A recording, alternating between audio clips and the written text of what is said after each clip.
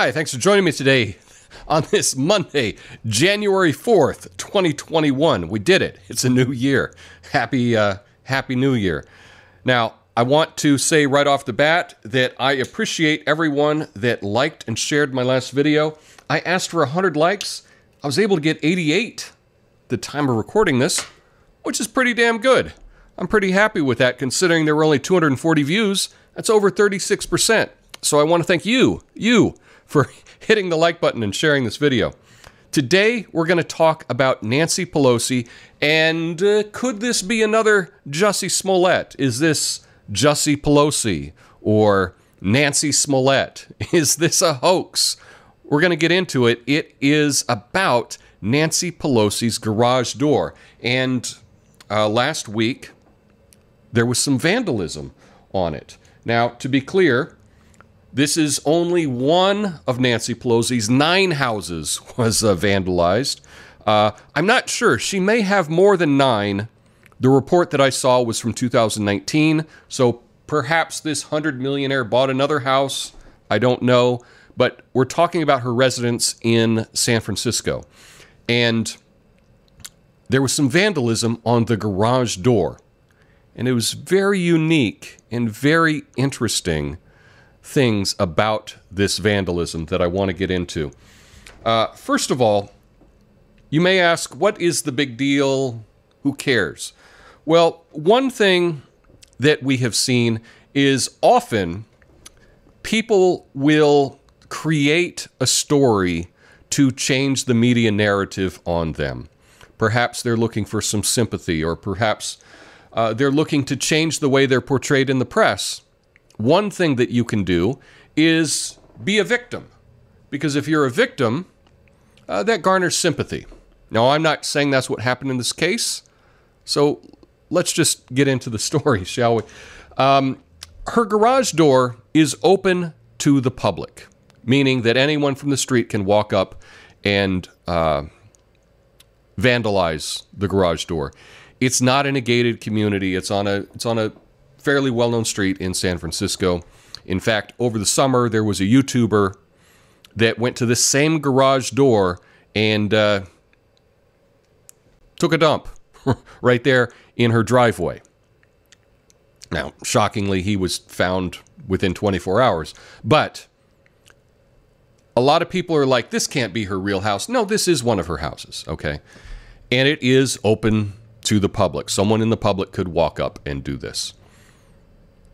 But it was very unique when we look at the message. The message said, 2K, cancel rent, UBI, we want everything. And with a couple of anarchy, A inside the circle thing there. And when you look at the handwriting of the vandal that did this, it's rather unique. There's some tells. Everyone has their own handwriting. Everyone has their own signature things. In this case, the E is always a lowercase e, while all the other letters are uppercase. That's unique.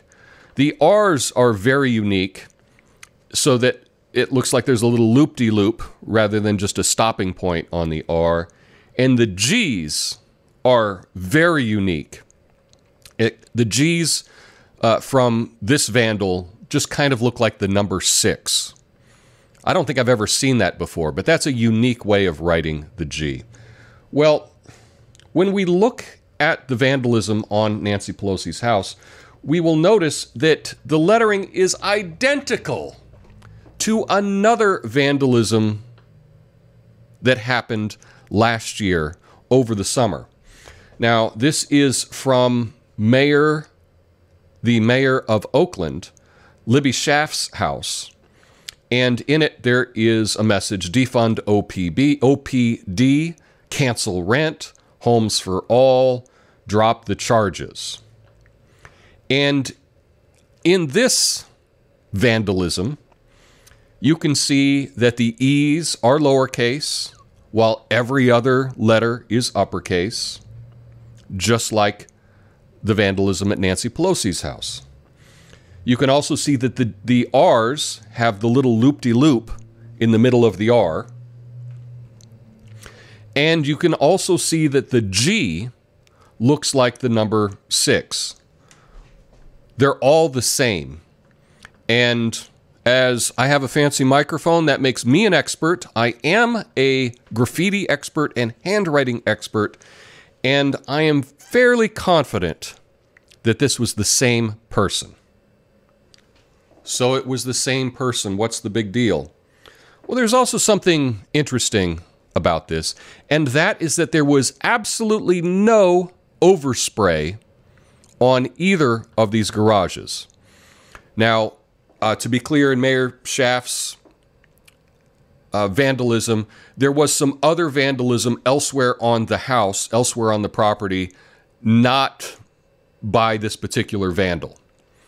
But this particular vandal was able to keep their graffiti inside the garage frame of the garage without there being any overspray whatsoever on the pretty bricks or stone that surrounded the garage. And that's really hard to do. That's very intentional to do. In fact, you would expect there to be overspray. I have done so many projects with spray paint, and every time I do it, no matter how much I put down to mask the area, there's always a little bit of overspray. I can put a foot, there's a little overspray. 2 feet, there's still a little overspray. You know, I'm doing a little project in the back patio or something.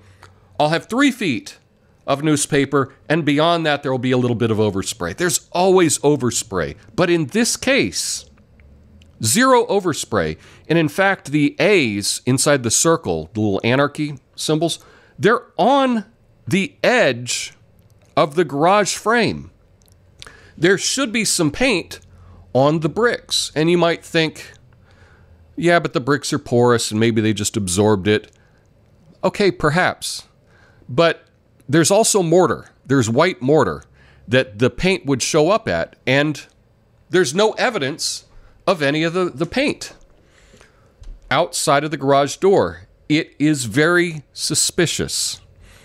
It makes me wonder, why would a vandal who's trying to make a political statement confine themselves to just the area that's easy to paint over and not get anything else? I can tell you, if I was upset with a 100 millionaire like Nancy Pelosi, you can bet I'm going to get some paint on her pretty brick. But this vandal didn't do that. They confined it to an area that was very easy to clean up, very easy to paint over. And at the very least, you would say that that is suspicious. Now, it's very difficult for me to believe that someone worth $100 million does not have any security video of their house. That seems odd to me. And how come there is no investigation as to who did this? Because this seems to be like a big threat. You know, they actually put a pig's head on the ground there. That seems to be very violent. I would be very afraid if someone did that to me. That would scare me, and I would want the police to investigate this. But it doesn't look like there's much of an investigation whatsoever. It's as if they don't want to find the person that did this. Also, that's very suspicious. But that's where we get back to this Jussie Smollett thing. Hoaxes do exist. There are hoaxes in the world. That's why we have a word, hoax, right? People will pretend that one thing happened when in fact it didn't happen. There are a lot of fake crimes. I'm not saying that this one in particular was or wasn't. You can decide that for yourself.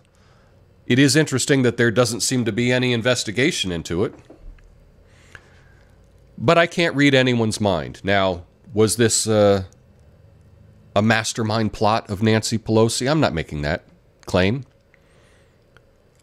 But I suspect that the person that did this probably has ties to the Democratic Party in the Bay Area. Just saying. That's my guess, but I don't know. I don't know. But again, the reason that people might do this is to shift focus. Now, the previous week, there was a lot of focus on Nancy Pelosi having infighting with other Democrats, especially far-left Democrats. This is a nice way to shift the focus of the media attention and to not talk about that story and to talk about a different story. So if that's the case, well played. Now, yesterday, it turned out that Nancy Pelosi was voted in for Speaker of the House, so she's done it again. She did so by a very narrow margin. She was very successful to win that without seeming to make any concessions to anybody in the party. So, yeah, I think the far left got played on that one. But that's for another video. Today, what I'd like to know from you is, what do you think about this supposed attack on Nancy Pelosi's garage in San Francisco? Do you think it was a legitimate attack? Or do you think perhaps it was an inside job? Let me know your thoughts in the comments. Have an awesome day. Peace.